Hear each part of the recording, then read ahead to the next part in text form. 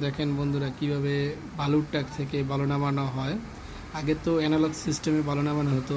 এই বালুটি নামাতে মিনিমাম 4-5 জন ওয়ার্কার এই কোদাল দিয়ে বা বেলচা দিয়ে নামাইতো, অনেক সময়ের দরকার ছিল।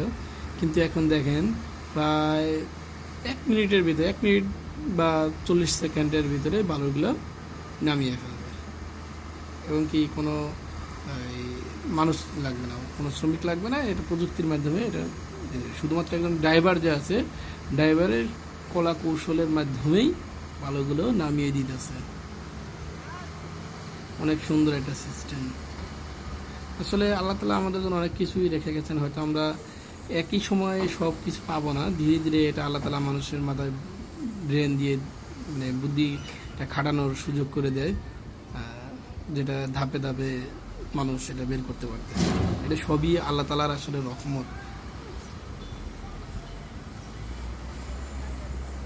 এটা আবার একটু দূরে অন্য জায়গায় বাকিটা নামিয়ে দিবে।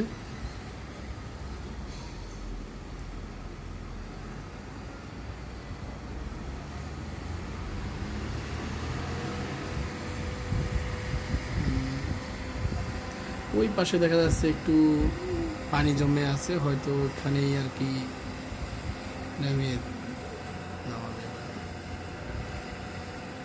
এটা আসলে কিন্তু অনেক এই ময়লা আবর্জনার পুকুর ছিল, যেখানে মানুষ ময়লা ফেলছে। কিন্তু দেখেন এই ধীরে ধীরে পর্যায়ক্রমে আসলে এটা উন্নত হওয়ার কারণে দেখা গেছে যে যার জায়গা সে প্ল্যানিং করছে এখানে একটা মার্কেট করবে, যার কারণে বালু ফালে ভরাট করছে, এবং অচিরেই এটা মার্কেটে পরিণত হয়ে যাবে।